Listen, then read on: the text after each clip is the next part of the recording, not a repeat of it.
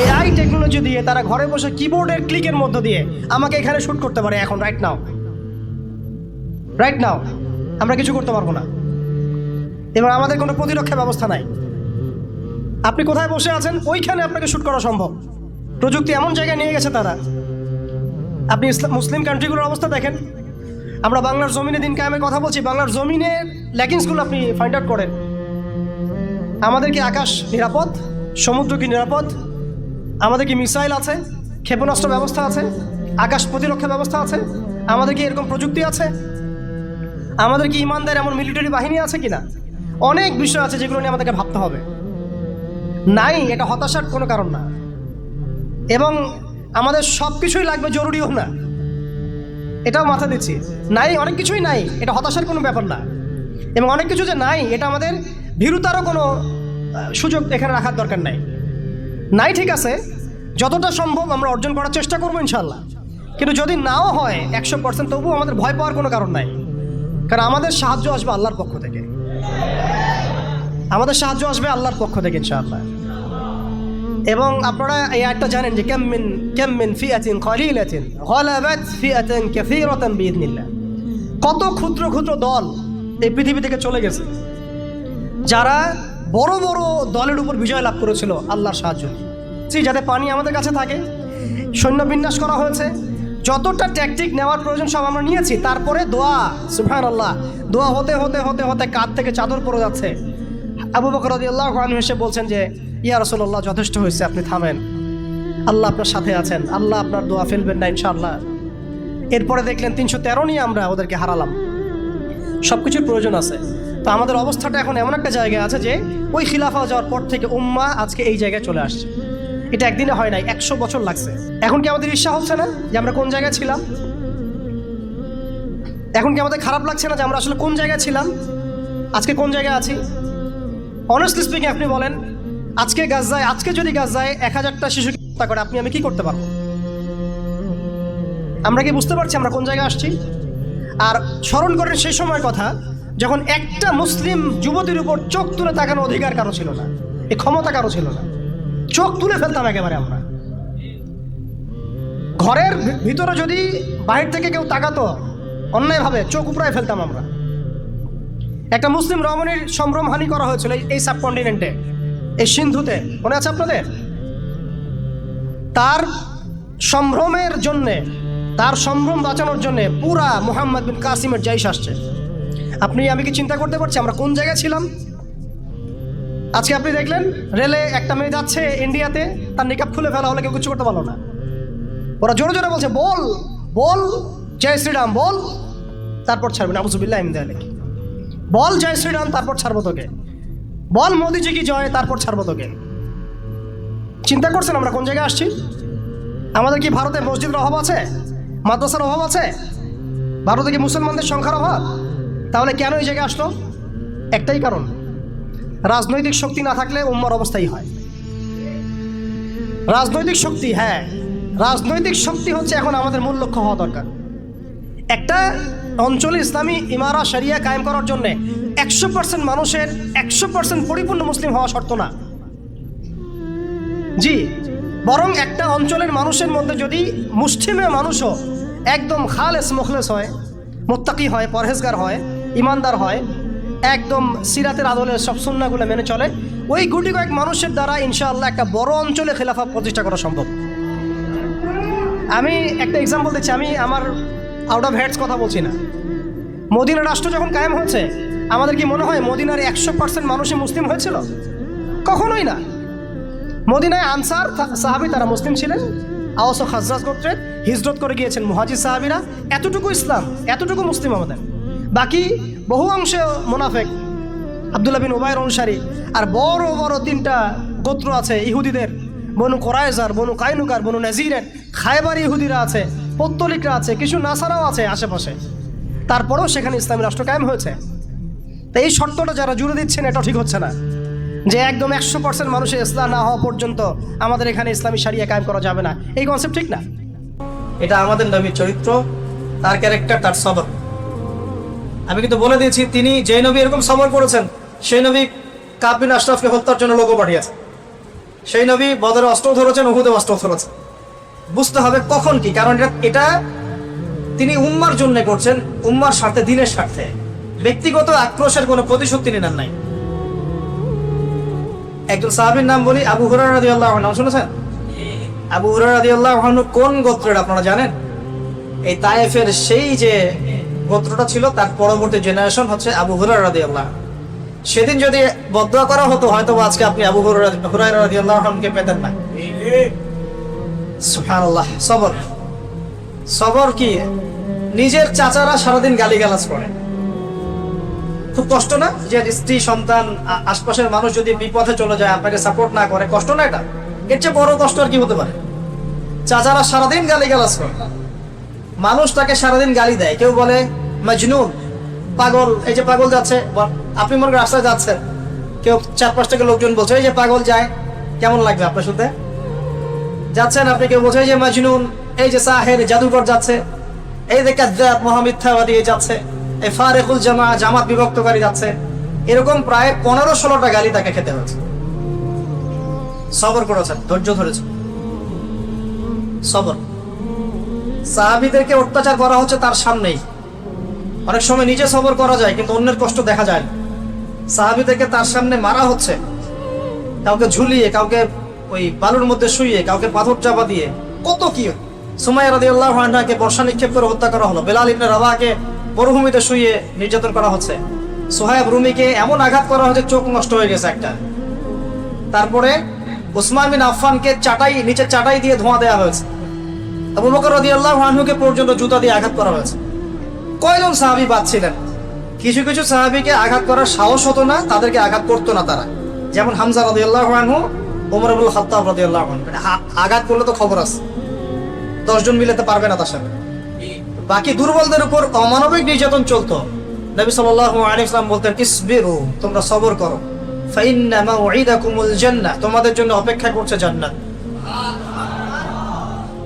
নেতৃত্বের গুণাবলী, ধৈর্য, প্রচন্ড ধৈর্য, এবং অনুসারীদেরকেও ধৈর্যশীল হতে হবে। আল্লাহ পাক তৌফিক দান। আমরা কিন্তু অনুসারী হিসেবে ধৈর্যশীল না, জানেন? খুব অস্থির, অস্থির। মানে 1 মাসে কেন হচ্ছে না, 3 মাসে কেন হচ্ছে না, এত হচ্ছে, এত আন্দোলন হলো, এত কিছু হলো, কেন পরিবর্তন আসছে না? আমরা খুব অস্থির। আমাদের নবীজির 23 বছর লেগেছে, 23 বছর। নূহ আলাইহিস সালাম দাওয়াত দিয়েছেন 950 বছর, 950 বছর। আগেকার বনু ইসরাইলদের যে কওম, তারা এক একজন হায়াত পেয়েছে 500 বছর, 1000 বছর, 2000 বছর, 1500 বছর। আমরা অনেক অস্থির, আমাদের সবর কম। আল্লাহ পাক আমাদেরকে সবর দান করুন। আমিন। সবরের অনেক দৃষ্টান্ত আছে।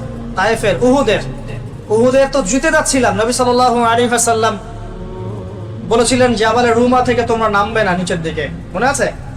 কিন্তু 50 জন সাহাবী আল গনিমা বলে নেমে গিয়েছেন। এটা একটা ভুল ছিল, নেতার আদেশ অমান্য করা হয়েছে এখানে।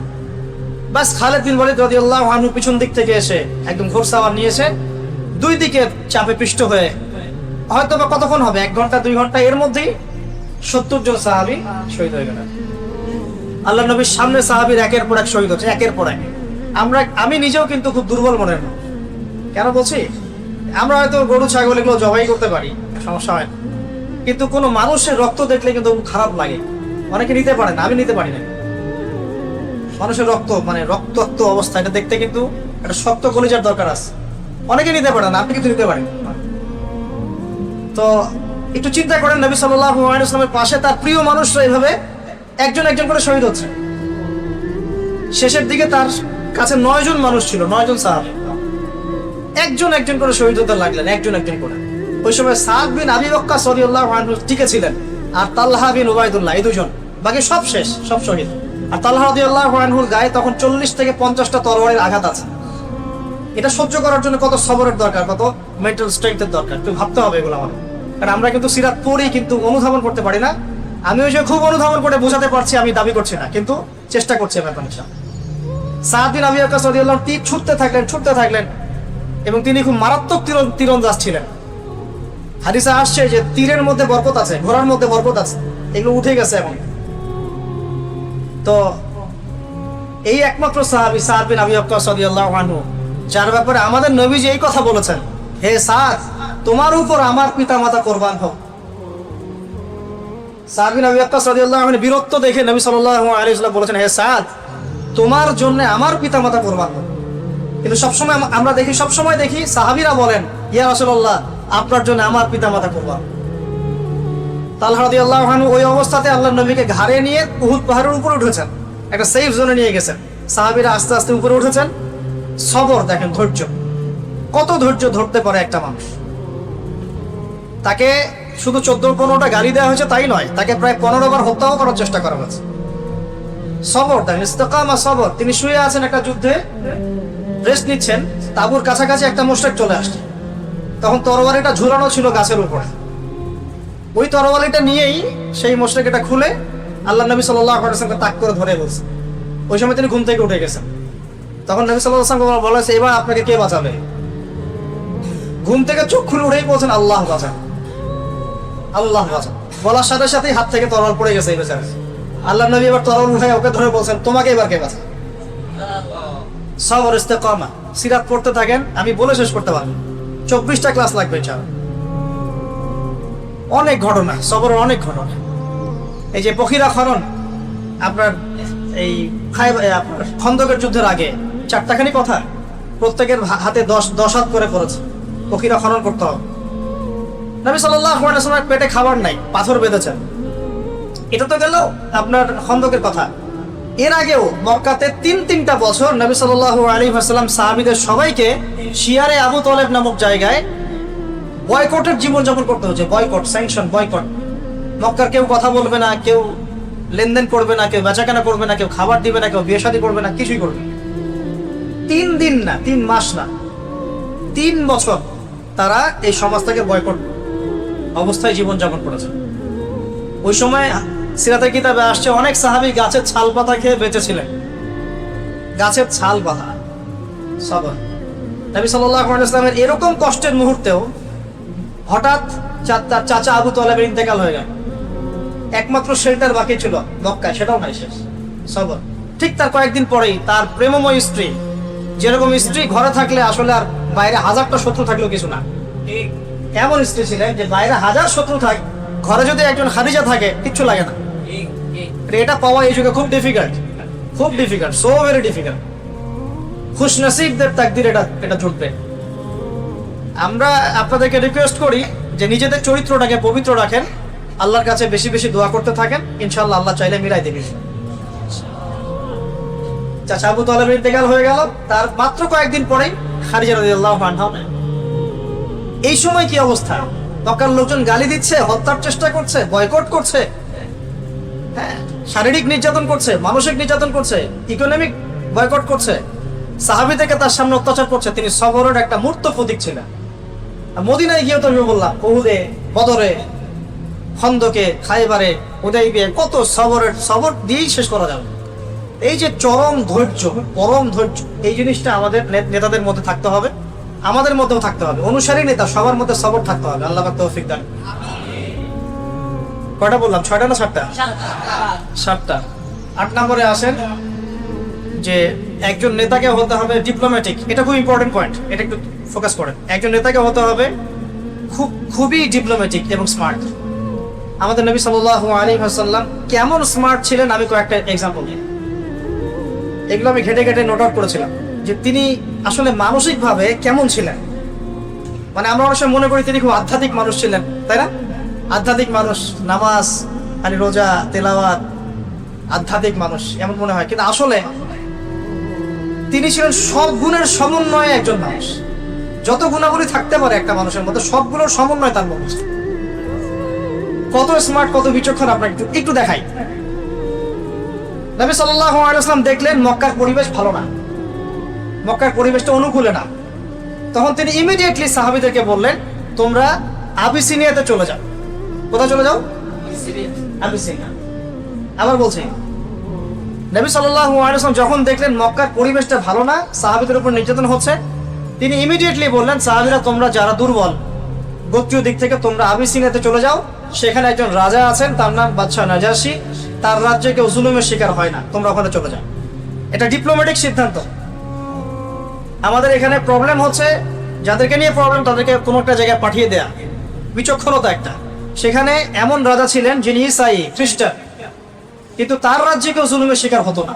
তিনি ওই ট্রিনিটির খ্রিস্টান ছিলেন না, তিনি সত্যিকারের খ্রিস্টান ছিলেন। এবং সেখানে 2টা হিজরত হয়েছে। প্রথমবারে প্রায় 14-15 জন গিয়েছেন, পরে আবার প্রায় 100 জন গিয়েছেন। নেতৃত্ব দিয়েছেন জাফর ইবনে আবি তালিব রাদিয়াল্লাহু আনহু। ওই বাদশা নাজাশির সামনে ডেলিগেশন টিম পাঠানো হয়েছে কুরাইশদের পক্ষ থেকে। মানে ডেলিগেশন টিম বোঝেন কিনা, ওই সাহাবীদেরকে ফিরিয়ে নিয়ে আসার জন্য। তার নেতৃত্ব দিয়েছেন আমর ইবনে আস। পরবর্তীতে তিনিও মুসলিম হয়েছেন, বিখ্যাত সাহাবী হয়েছেন। তো আমর ইবনে আস তিনি গিয়ে বলছেন যে ওরা রেফিউজি, ওরা আমাদের ওখানে ফাসাদ করে এখানে আসছে, বাপদাদার ধর্ম ত্যাগ করছে, ওদেরকে ফিরায় দেন আমার সাথে। বাদশা নাজাশী বললেন যে ওরা তো অন্য কথা বলছে, তারা বলছে তোমরা তাদের উপর জুলুম করেছো। আচ্ছা ঠিক আছে, তোমাদের কাছে যে কোরআন এসেছে সেই কোরআনের কিছু বাণী কি শোনাতে পারো? তখন জাফর ইবনে আবি তালিব রাদিয়াল্লাহু আনহু তিনি শোনালেন সূরাতুল মারিয়াম। কোন সূরা? এই সূরার তেলাওয়াত শুনেই বাদশা নাজাশীর চোখ দিয়ে দরদর করে পানি পড়তে থাকে এবং তিনি ইসলাম কবুল করেন এবং সাহাবীদেরকে সেখানে থাকতে দেন। এবং ওই জায়গাটা ইসলামের জন্য একটা উর্বর জমি হয়ে যায়। কত ডিপ্লোম্যাটিক সিদ্ধান্ত ছিল দেখুন। আর আমরা মনে করি যে বাংলাদেশেই ইসলাম কায়েম করতে হবে, আর কোনো জায়গায় নেই পৃথিবী। আমাদের চিন্তাটা কিন্তু এরকম, দেশে কবে দিন কায়েম হবে, হুকুমত কবে, খেলাফত কবে হবে। বাংলাদেশে খেলাফত হতেই হবে, আল্লাহর কোনো পরোয়া নাই। এই খেলাফত ভারতে হতে পারে, এই খেলাফত পাকিস্তানে হতে পারে, এই খেলাফত শ্রীলঙ্কায় হতে পারে, অস্ট্রেলিয়া হতে পারে, সিরিয়াতে হতে পারে, প্যালেস্টাইনে হতে পারে। আল্লাহ পাকের কোনো পরোয়া আছে বাংলাদেশেই হতে হবে? আমরা এত বেসবর হয়ে হতাশ হয়ে যাই কেন? পুরো জমিনই তো আল্লাহ। এখানে যদি নাও হয়, আমরা চেষ্টা করছি ইসলামিক ভাবে, যদি নাও হয় ইনশাআল্লাহ অন্য কোনো জায়গায় হবে। আল্লাহ নবী দেখছেন মক্কা অবস্থা ভালো না, তিনি তায়েফে গেলেন। কেন তায়েফে গিয়েছেন? ওখানে কি শুধু দাওয়াত দিতে গিয়েছেন? না, যাতে করে মুসলিমরা ওখানে একটা সাপোর্ট পায়। একটা গোত্র আমাদের বিপক্ষে চলে গেছে, তো যদি এর বিপক্ষে একটা শক্তিশালী গোত্রকে আমরা একত্রিত করতে পারি, তাহলে এর এগেইনস্টে আমাদের একটা শক্তি হলো। আমাদের নবী কি স্মার্ট ছিলেন নাকি? ছিলেন না। স্মার্ট, কত ডিপ্লোম্যাটিক দেখেন। তিনি বের হচ্ছেন হিজরত করতে, আর হিজরত করার আগে তো প্রায় 100 জন ঘিরে ফেলছে বাড়ি, সবাই একটা করে কোপ দিবে চিন্তা করছে, তাই না? মনে আছে আবু জেহেল এর মাস্টার মাইন্ড।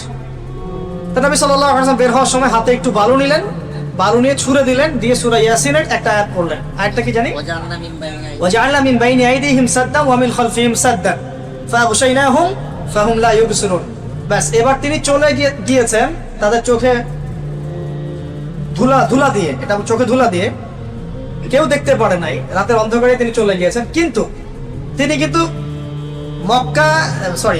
মক্কা থেকে মদিনা যাওয়ার সোজা যে রাস্তাটা আছে না, সেই রাস্তায় তিনি যান নাই।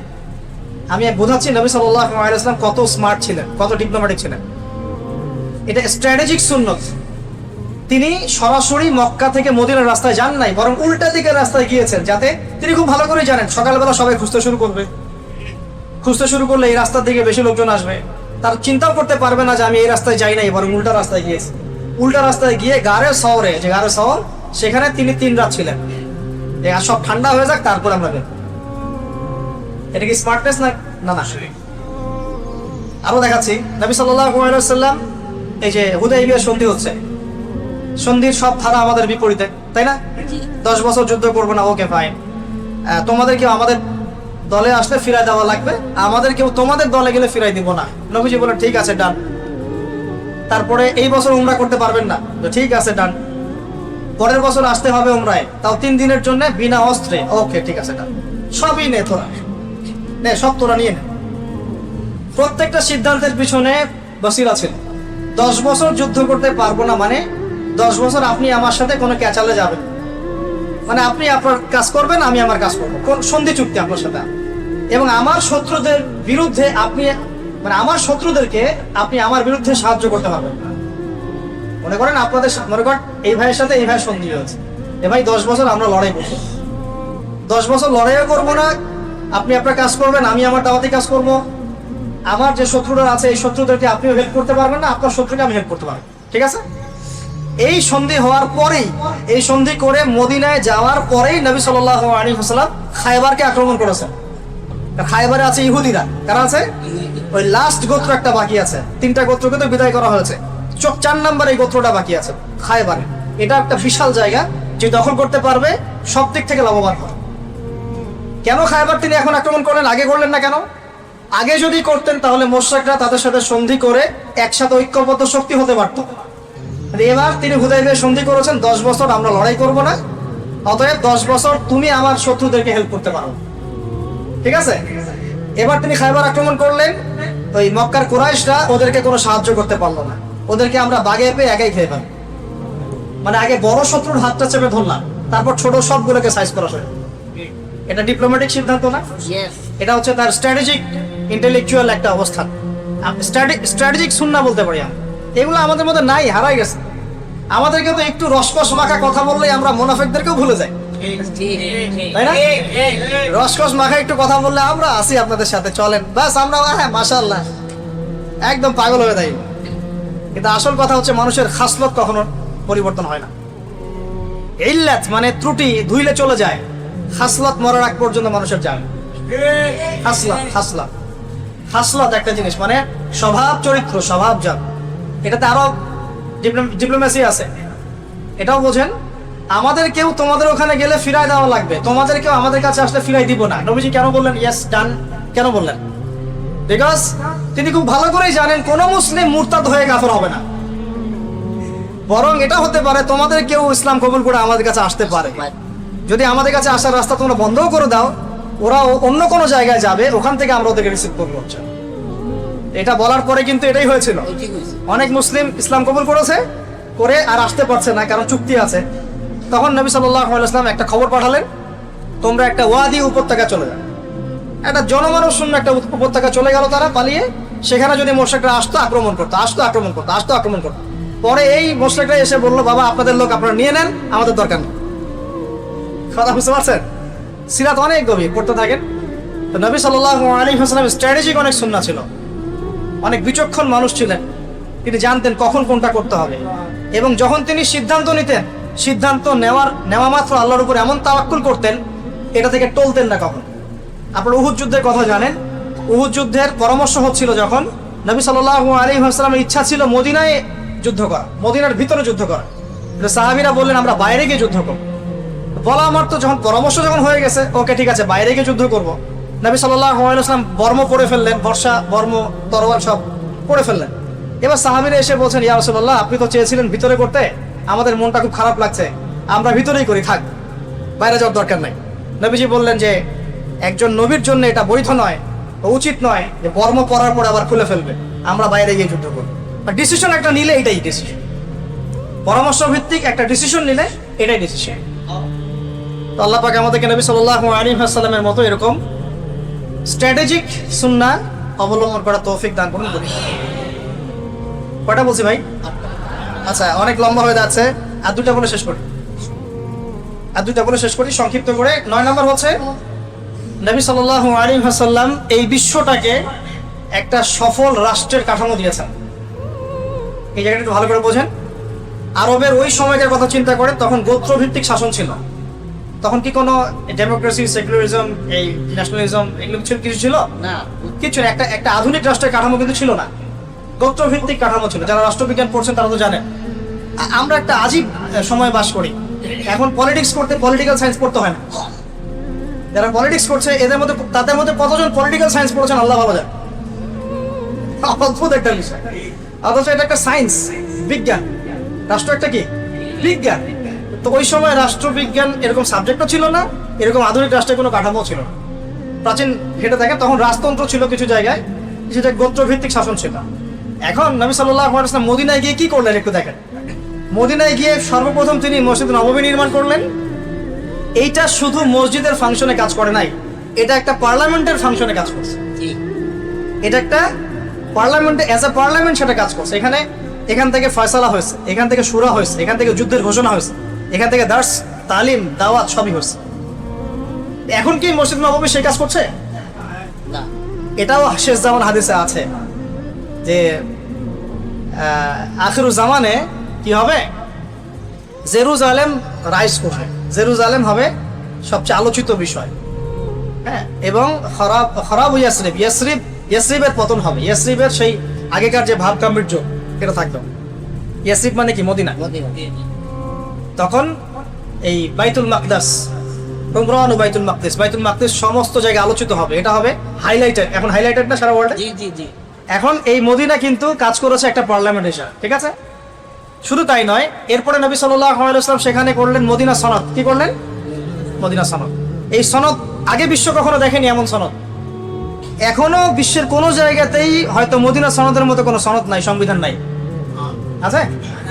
বিশ্বের যতগুলো আপনার এই সংবিধান আছে, কনস্টিটিউশন, এগুলোকে আপনি এক জায়গায় রাখেন, আর মদিনা সনদের ধারাগুলোকে এক জায়গায় রাখেন, দেখেন কোনটার ভার বেশি হয়, কোনটার বিচক্ষণতা দূরদর্শিতা বেশি হয়।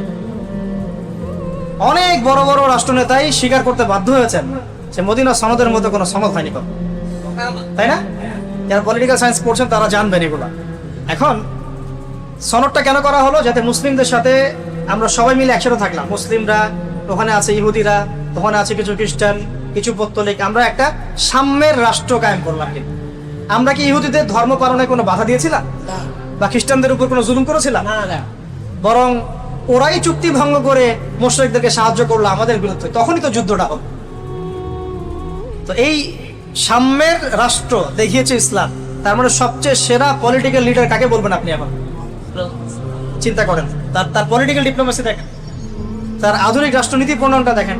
একই সাথে তিনি এই যে আমরা বলি কোষাধ্যক্ষ নির্ধারণ করা, তারপরে যে প্রশাসনের সেক্টরটা আলাদা করা, অর্থ মন্ত্রণালয় আলাদা করা, হ্যাঁ, বাণিজ্য মন্ত্রণালয় আলাদা করা, তারপরে যারা ট্রেনিং দিবে প্রশিক্ষণ তাদেরকে আলাদা করা, অস্ত্রশস্ত্র ডিপার্টমেন্ট আলাদা করা, এই সব কিছু তিনি মদিনায় করেছেন। এমনি এমনি তো বদর যুদ্ধ হয় নাই। কিছু সাহাবীর দায়িত্ব ছিল মানুষকে ইলম শেখানো, তাদের কাজ এইটা, ইলম নিয়ে কাজ করা।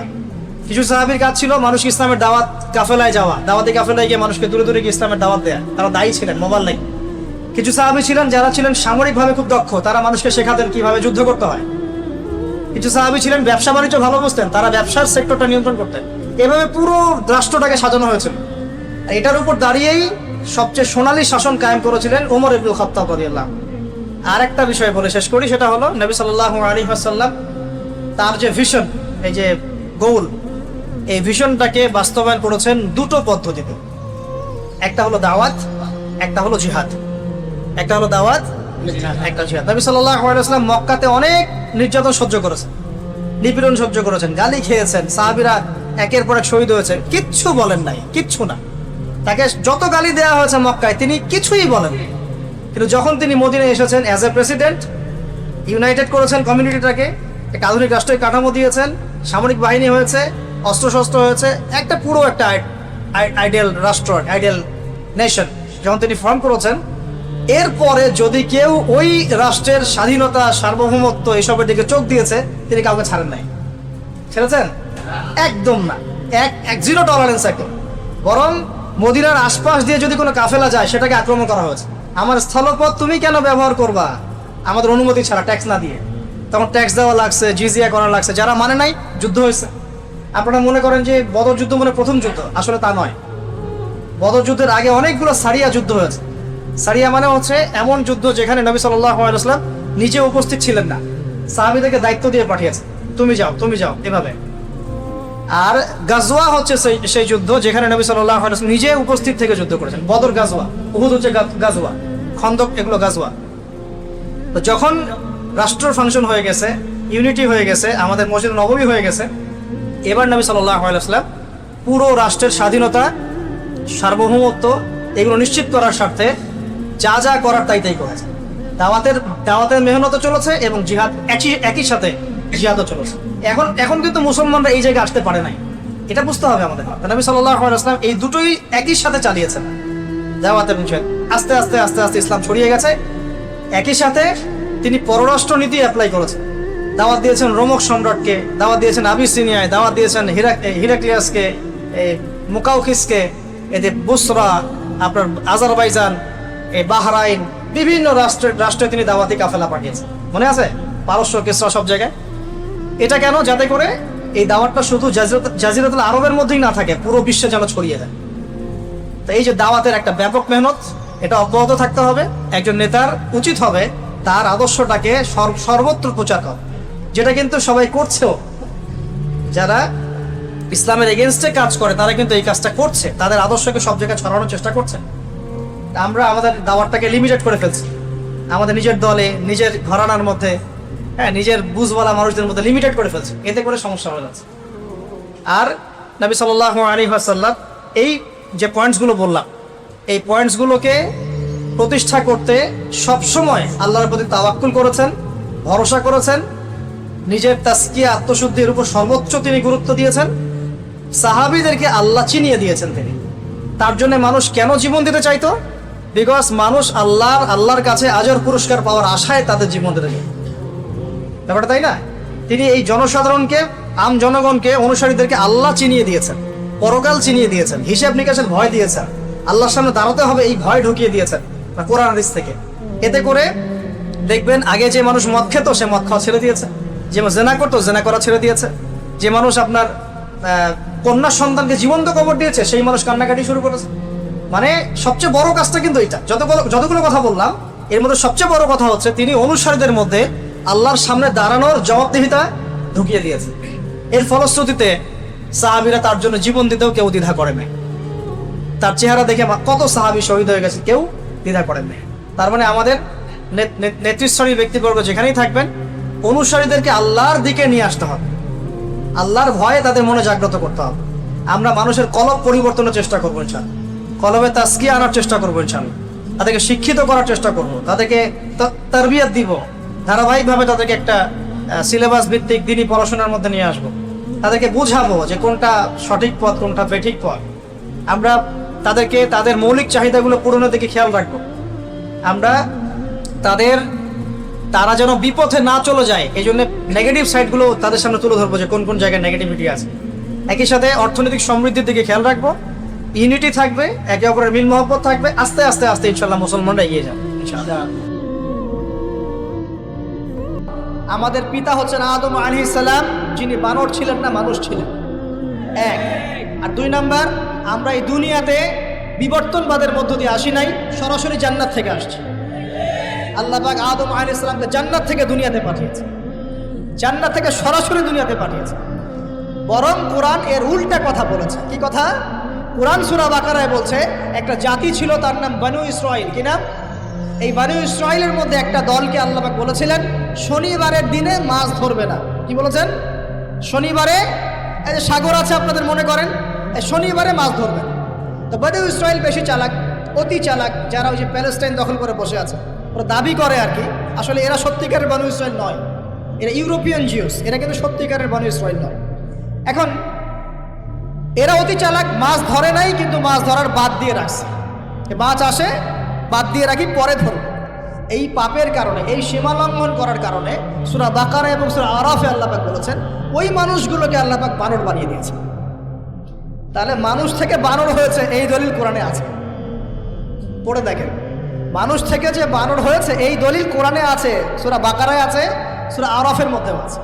শনিবারের সীমা লঙ্ঘন করার কারণে এই অপরাধ, এই পরিণতি আল্লাহ পাক কিছু মানুষকে দিয়েছে। তারা এখনো জীবিত আছে কিনা আমরা জানি না, ওদেরকে আল্লাহ পাক মেরে ফেলেছেন না বেঁচে আছে আমরা এগুলো জানি না, কারণ কোরআন এগুলো নিয়ে কথা বলে নাই, এতটুকু কোরআন বলেছে। তবে এখনো কিন্তু বহু বাইরের মানুষ আকৃতির প্রাণীকে আল্লাহ পাক ভেতর থেকে বানর বানিয়ে দিচ্ছেন না। এটা নিয়ে একটা কথা বলতে চাই, সেটা হলো কিয়ামতের আগে আগে আরো কিছু মানুষকে আল্লাহ পাক কিন্তু শূকর এবং বানরে পরিণত করবে। এই হাদিসটা কি জানেন? হাদিসটা শুনে রাখেন, এটা আখিরুজ জামান বা কিয়ামতের আলামত সংক্রান্ত হাদিসগুলোর মধ্যে পাবেন। আল্লাহর রাসূল সাল্লাল্লাহু আলাইহি ওয়াসাল্লাম বলেছেন কিয়ামতের আগে আগে আমার উম্মতের মধ্যে, ভালো করে শোনেন, কিয়ামতের আগে আগে আমার উম্মতের মধ্যে একদল মানুষ বের হবে যারা মদ পানকে হালাল মনে করবে। কাকে? মদ পান করাকে হালাল মনে করবে, যারা বাদ্যযন্ত্র, গায়িকা, নায়িকা এগুলো নিয়ে নর্তকী নাচাবে রাতের বেলা, এগুলোকে হালাল মনে করবে, যারা অশ্লীলতা, বেহায়াপনাকে জায়েজ করে নেবে। ঠিক আছে, এরকম কয়েকটা পাপের কথা বলে নবীজি বলছেন একদিন সকালবেলা আল্লাহ পাক তাদেরকে ঘৃণিত বানরে পরিণত করবে। এটা হবে সামনে, কখন কিভাবে হবে আল্লাহ ভালো জানে। এবার আমি কনসেপ্টে চলে আসি। এই যে পৃথিবীতে নেমে আসলাম, তাহলে আমরা কোত্থেকে আসছি ভাই? আমরা কি পৃথিবীর অধিবাসী ছিলাম? আমরা জান্নাতে ছিলাম, ওখান থেকে আল্লাহ পাক পাঠিয়েছে। এবার পৃথিবীতে এসে আদম আলাইহিস সালামের যুগে খুব একটা দুর্ঘটনা ঘটে নাই, একটা ঘটেছে। কয়টা? একটা। ভাই হাবিলের কুরবানি কবুল হয়, কাবিলের অন্তর্দাহ হয়, জ্বালা হয়। কেন হাবিলেরটা কবুল হবে, কাবিলের কেন হচ্ছে না? এই হিংসার বশবর্তী হয়ে কাবিল হাবিলকে হত্যা করে ফেলে। হত্যা করে লাশটা দাফন করার পদ্ধতিও তার জানা ছিল না। আল্লাহ কাককে পাঠালেন, কাককে দেখে সে শিখল। প্রথম দুর্ঘটনা হচ্ছে হাবিল কাবিলের দুর্ঘটনা। বলে রাখি, আজকেও নিজের ভাইয়ের বেশে বহু কাবিল মুসলিম সমাজের মধ্যে ঘুরে বেড়ায়।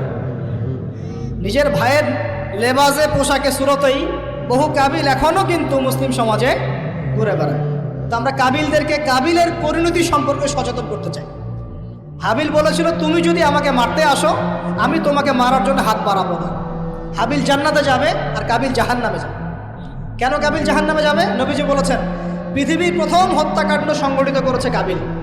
এ কারণে পৃথিবীতে যত খুন হবে, সমস্ত খুনের পাপের একটা অংশ কাবিলের আমল নামায় যোগ করা হবে। বলে নাউজুবিল্লাহ। একটা কথা মনে রাখবেন, সদকায়ে জারিয়া যেমন আছে, গুনাহে জারিয়াও আছে। একটা মদের দোকান দিয়েছেন, যত মানুষ মদ খাচ্ছে, সমস্ত গোনার একটা অংশ আপনার কাঁধে আসছে। সিনেমা হল করেছেন, মানুষ সারাদিন নেকটা ছবি দেখে, নগ্ন ছবি দেখে, যত মানুষ এখানে পাপ করবে, সমস্ত পাপের একটা অংশ আপনার কাঁধে যায়। আবার একটা মাদ্রাসা করেছেন, যত মানুষ এখানে দ্বীনি ইলম শিখবে, এই নেকির একটা অংশ আপনি পাবেন।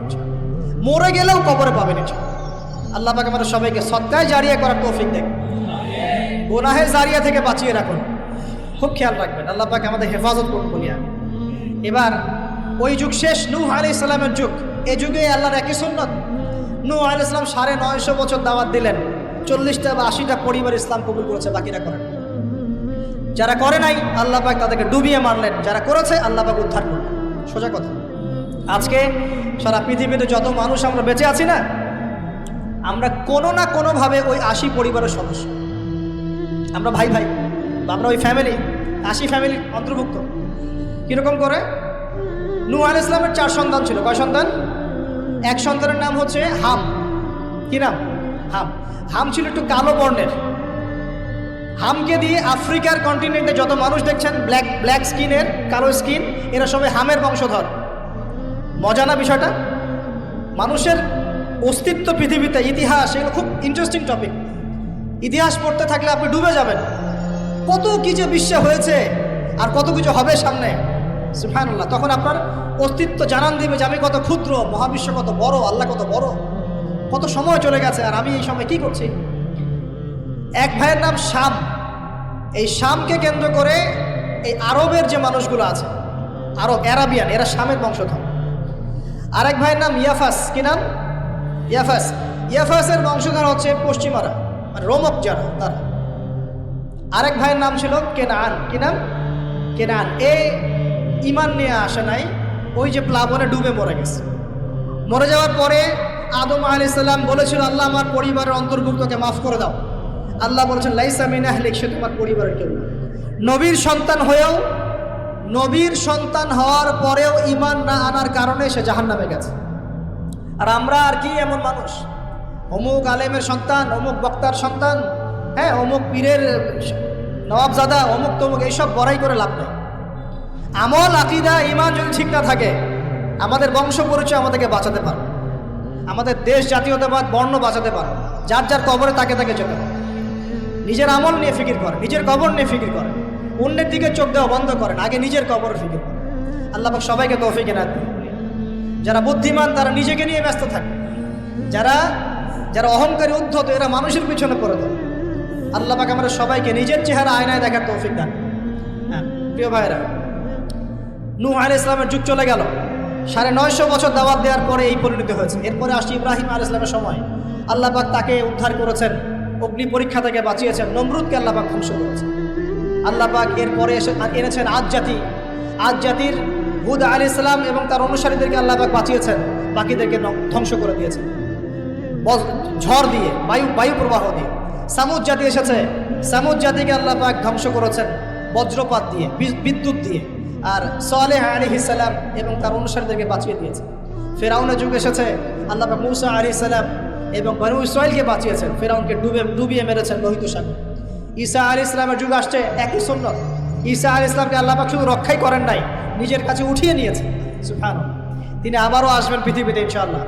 যতদিন না তিনি আসছেন এবং এই পৃথিবীতে 40 বছর রাজত্ব না করছেন, কিয়ামত হবে না ইনশাআল্লাহ।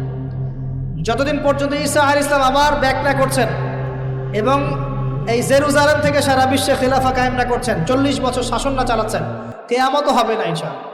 এটা সামনে অপেক্ষা করছে।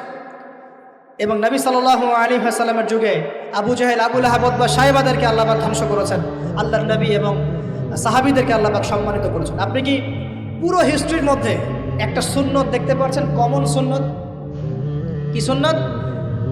প্রত্যেক যুগে যুগে যারাই আল্লাহর ওই যে বিধান মেনে চলেছে, সমকালীন নবী রাসূলদের আনুগত্য করেছে, আল্লাহ পাকের আনুগত্য করেছে, আল্লাহ পাক তাদেরকে উদ্ধার করেছেন দুনিয়াতেও পরকালে।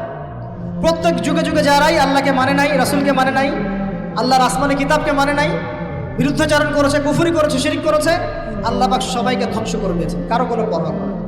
এই সিলসিলা আজও অব্যাহত আছে, আগামীতেও থাকবে ইনশাআল্লাহ।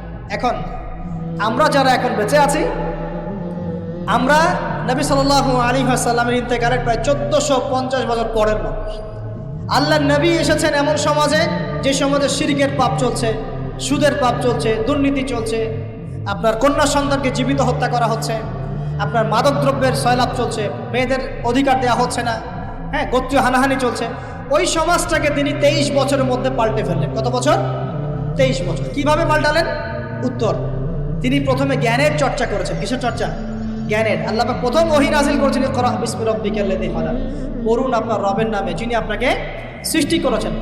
নবী সাল্লাল্লাহু আলাইহি ওয়াসাল্লাম সাহাবীগণ কোরআনের 6টা হক আদায় করেছেন। কয়টা হক? 6টা। তারা কোরআন পড়া শিখেছেন। আমরা সবাই কোরআন পড়া শিখবো তো ইনশাআল্লাহ। তারা কোরআনের অর্থ শিখেছেন। আমরা কোরআনের অর্থ শিখবো তো ইনশাআল্লাহ। তারা কোরআনের আদেশগুলো মেনেছেন। আমরা কোরআনের সব আদেশ মানব তো ইনশাআল্লাহ।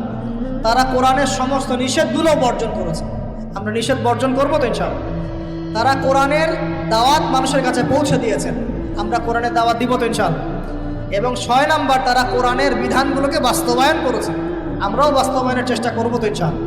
এই 6টা হক আদায়ের ফলে 23 বছরের ব্যবধানে জাহেলি মক্কা একদম সোনালী মক্কায় পরিণত হয়েছে। 23 বছর পরের মক্কায় আপনি কোনো সুদ পাবেন, কোনো শিরক পাবেন, কোনো মূর্তি পূজা পাবেন, কোনো মেয়ের অপমাননা পাবেন, কোনো জেনা, কোনো ব্যভিচার, কোনো ধর্ষণ, কিচ্ছু পাবেন? 23 বছর পরের মক্কায় কোনো পাপ পাবেন না। কিভাবে সমাজ পরিবর্তন হলো? এই কোরআনের হক আদায়ের মধ্য দিয়ে হয়েছে, নবীর সুন্নাত প্রতিষ্ঠার মধ্য দিয়ে হয়েছে। এরপর কি থেমে গিয়েছিল? উত্তর, না। এরপর আবু বকর সিদ্দিকের যুগ এসেছে, প্রায় 2 থেকে আড়াই বছর তিনি শাসন কার্য চালিয়েছেন। ওই যুগে কি মানুষ আবার খারাপ হয়ে গিয়েছিল? উত্তর, না। বরং ইসলাম আরও বেগবান হয়েছে আলহামদুলিল্লাহ। এরপর এসেছে ওমর রাদিয়াল্লাহু আনহুর যুগ। কত বছর? প্রায় 10 বছর। কত বছর? 10 বছর। এই 10 বছরে কি মুসলিমরা আবার খারাপ হয়ে গিয়েছিল? ওমর রাদিয়াল্লাহু আনহুর কোর্টের মধ্যে কি প্রতিদিন কেস আসতো? সারা বছরে একটা কেসও আসতো না। মানুষ এত ভালো ছিল, সারা বছরে একটা কেসও আসতো না। বরং যারা রাষ্ট্রীয় পর্যায়ে দায়িত্বশীল ছিল তারা এসে বলতো যে আমাদের ভাতাগুলো বন্ধ করে দেন, বসে বসে বেতন নিব কেন, কোনো তো কেসই আসে না, বসে থাকবো কেন। এরকম সমাজ ছিল। একজন ব্যক্তি খুঁজে পাওয়া যেত না যে নামাজ পড়ে না, একজন মুসলিম পাওয়া যেত না যে জাকাত দেয় না সামর্থ্য থাকলে, এমন মুসলিম খুঁজে পাওয়া যেত না যে কোরআন পড়তে জানে না, হাদিসের চর্চা করে না, যে দাওয়াতি কাজ করে না, যে আল্লাহর পথে দাওয়াত এবং জিহাদে আত্মনিয়োগ করে না, এমন মুসলিমই খুঁজে পাওয়া যেত। এরপরে আসলো উসমান রাদিয়াল্লাহু আনহুর যুগ। ওই যুগে ফিতনা শেষের দিকে সৃষ্টি হওয়া শুরু হয়। কোন বিষয়কে কেন্দ্র করে? কোরআন সংকলনকে কেন্দ্র করে ফিতনা সৃষ্টি হলো। আতাতায়ীদের, বিদ্রোহীদের হাতে উসমান রাদিয়াল্লাহু আনহুকে নির্মমভাবে শাহাদাত বরণ করতে হয়েছে। তিনি প্রায় 12 বছর শাসন কার্য চালিয়েছেন। ইসলাম আরও এগিয়ে গেছে। এরপর এসেছে আলী রাদিয়াল্লাহু আনহুর যুগ। আলী রাদিয়াল্লাহু আনহুর খেলাফতে ওই উসমান রাদিয়াল্লাহু আনহুর ঘটনাকে কেন্দ্র করে, হত্যাকাণ্ডকে কেন্দ্র করে মুয়াবিয়া রাদিয়াল্লাহু আনহু এবং আলী রাদিয়াল্লাহু আনহুর মাঝখানে একটা ব্যাটল, একটা যুদ্ধ হয়ে গেছে। এর নাম হলো সিফফিনের যুদ্ধ। কিসের যুদ্ধ? সিফফিন। যাই হোক, এক পর্যায়ে আলী রাদিয়াল্লাহু আনহুকে এরকম বিদ্রোহীদের হাতে, খারেজিদের হাতে শহীদ হতে হয়। বলেন ইন্না লিল্লাহি ওয়া ইন্না ইলাইহি রাজিউন। তারপরে হাসান রাদিয়াল্লাহু আনহু অল্প কয়েকদিন শাসন কার্য চালান। তারপর উম্মার ঐক্যের খাতিরে তিনি তার শাসন কার্যের ভারটাকে মুয়াবিয়া রাদিয়াল্লাহু আনহুর হাতে সোপর্দ করে দেন, যা ছেড়ে দিলেন। মুয়াবিয়া রাদিয়াল্লাহু আনহুর সময় থেকে উমাইয়াদের শাসন শুরু হয়। উমাইয়ারা শাসন করেছে প্রায় 132 হিজরি পর্যন্ত। কত হিজরি? 132 হিজরি পর্যন্ত প্রায় 92 ইয়ার্স, 92 বছর তারা শাসন করেছে। এ সময় ইসলাম আরও এগিয়ে গেছে, পিছিয়ে যায় নাই। ফিতনা এসেছে, দমন করা হয়েছে, মুসলিমরা বীর দর্পে বিশ্বের বুকে শাসন কার্য চালিয়েছে।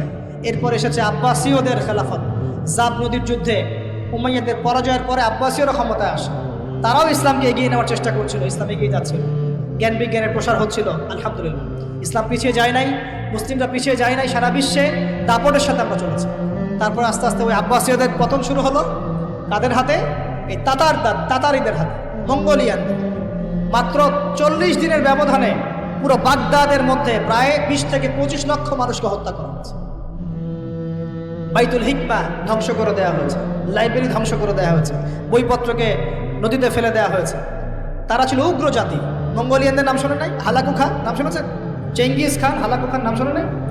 ওদের হাতে মুসলিমদের ব্যাপক দমন পীড়ন সহ্য করতে হচ্ছে। এভাবে যুগে যুগে তারপর ক্রুসেডাররা আসছে, ক্রুসেড 1টা 2টা 3টা ক্রুসেড হচ্ছে। আস্তে আস্তে উসমানীয়দের রাইজিং হয়েছে, ফাতেমি খেলাফত এসেছে, মামলুকদের শাসন এসেছে, এদিকে মোগলরা শাসন করেছে, কর্ডোভার দিকে আব্দুর রহমান তারা শাসন করেছে। মানে এক কথায় সারা বিশ্বে মুসলিম শাসন ছিল। অটোমান এম্পায়ার 1923 এই সময়ের দিকে, 1914 থেকে 1923 এই সময় পর্যন্ত অটোমান এম্পায়াররাই বিশ্বে ছিল। তারপর প্রথম বিশ্বযুদ্ধে যখন তারা রাশিয়ার পক্ষ নেয়, এরপরে ব্রিটেন যখন জয়লাভ করে, এই সময় থেকে মুসলিমদের ডমিনেটেড হওয়ার সময়টা শুরু হয়েছে।